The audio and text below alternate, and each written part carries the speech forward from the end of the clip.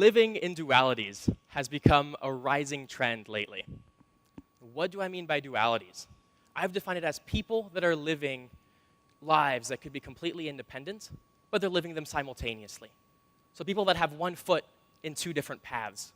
To give you some more concrete examples, we can look at the student athlete who's pursuing a career as a full-time student, who's trying to learn, get his education, get his degree, while he's also following a path of semi-professional athleticism and trying to be an athlete. We also have the corporate entrepreneur, the guy who goes to work at a job that he's not super excited about from 9 to 5. And then once it's over, he races home, and nights and weekends, he grinds away at his startup.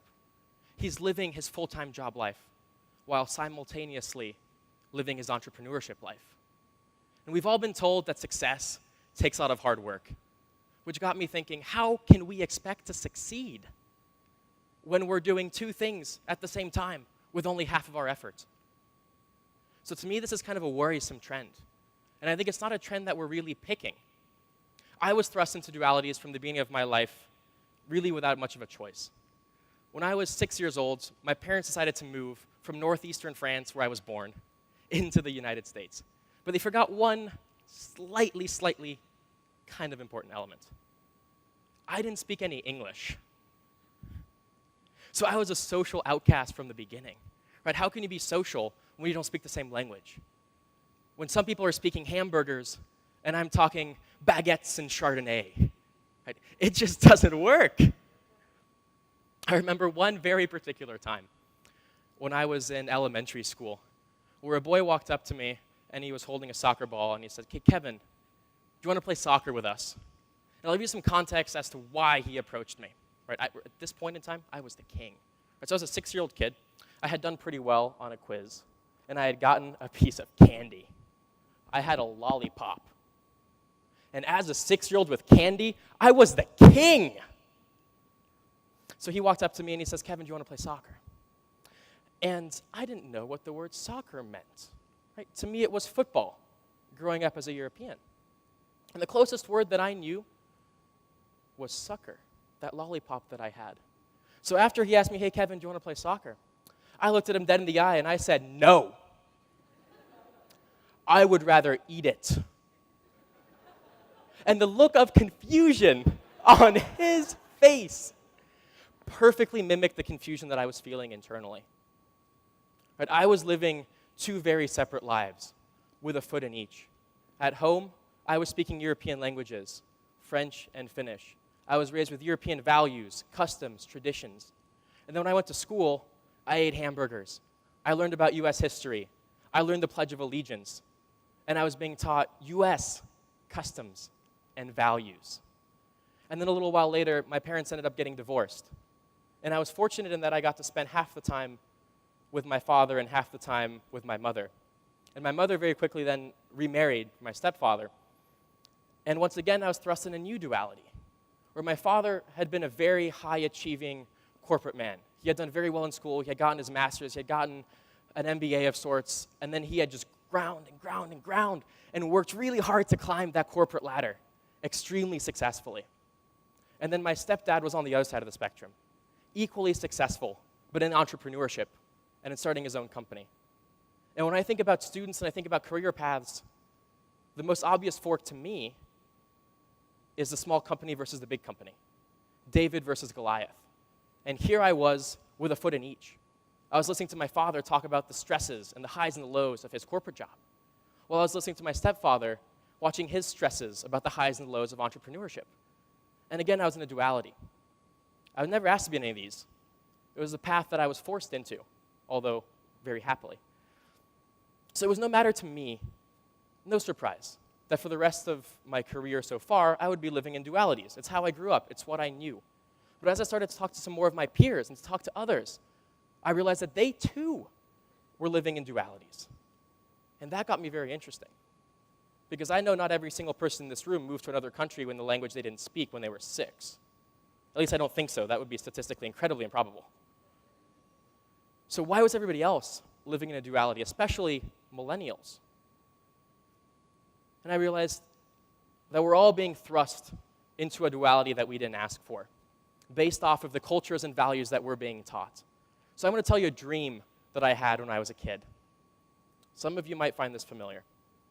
I dreamed that I would go to school. I would work hard. I would do well.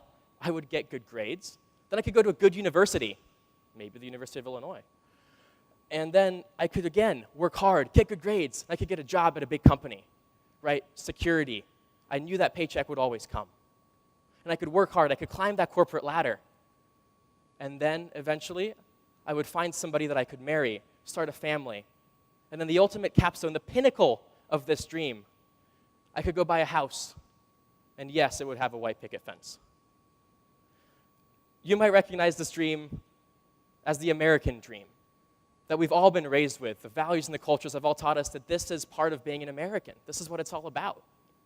However, our generation has grown up in a very different time. Talk about doing well in school first. We've grown up with student debt skyrocketing out of control.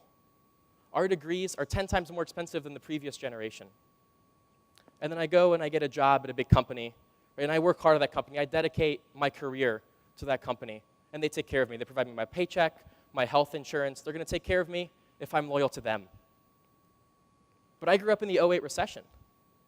I grew up seeing people who had spent decades of their lives, had given them to these large corporations, and all of a sudden now, they were on the side of the streets, begging for money on the intersections of highways.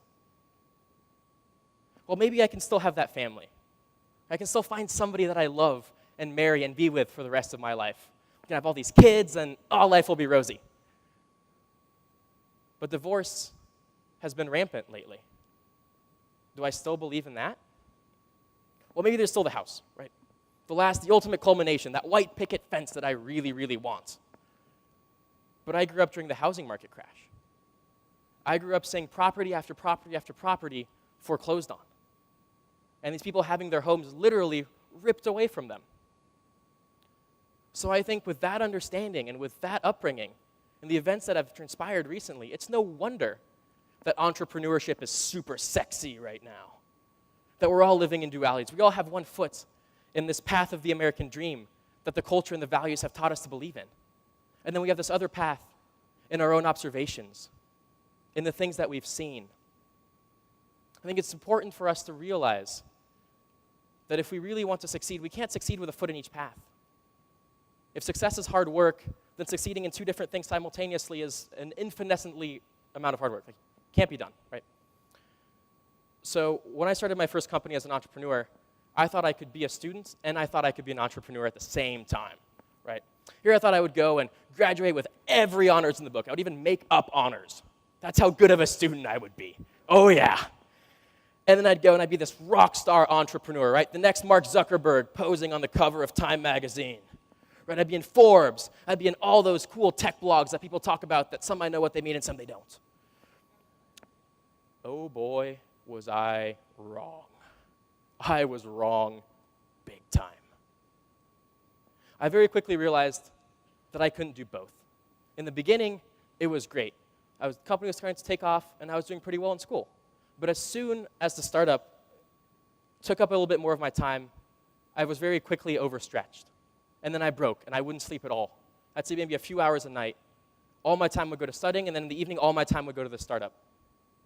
And it just wasn't healthy. It wasn't possible. I couldn't keep on growing both things at the same time. So I had to figure out, what am I going to do? And I didn't know. And I sought the advice of every friend I had in the book.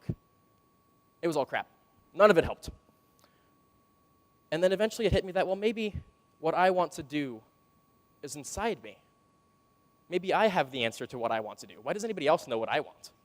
That's kind of something personal, right? So I started to be a little more reflective, and I started to look inside. And I tried to figure out who I was.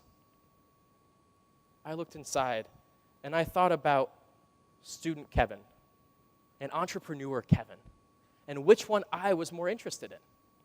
Right? Which one of me in the morning would hit the snooze button? And which one of me would get up excited and say, "Come on, world! Bring it on, I am here!" And very quickly I realized that was the entrepreneur me. The student me was going, "Oh, I have a final, sleep." And the quintessential part when I realized I had to pick So I was traveling for work. I was at O'Hare. And for those of you that haven't flown through O'Hare recently, it is the busiest airport in the world right now. So it's a little bit noisy. And here I am sitting in the terminal. It's already very uncomfortable. I have my feet kind of awkwardly crossed. And I'm on my way to San Francisco for work. And I'm on the phone. I'm on the phone to the professor taking a midterm over the phone from O'Hare. Didn't go very well. But I realized at that point that either I am absolutely insane or something has to change. And every time that I thought about what I need to change, the same question came up.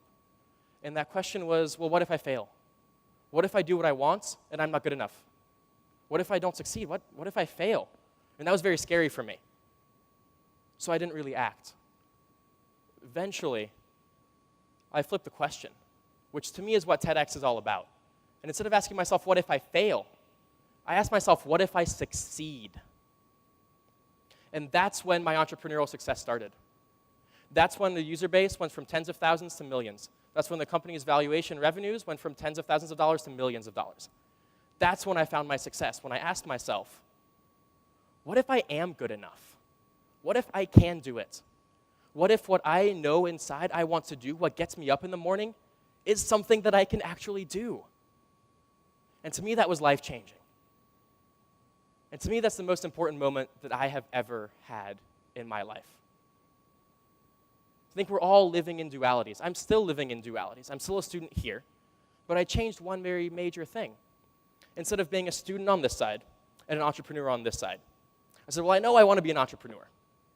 So how can I take what I'm learning in school, and instead of getting some boring old degree, how can I learn about what I want to do?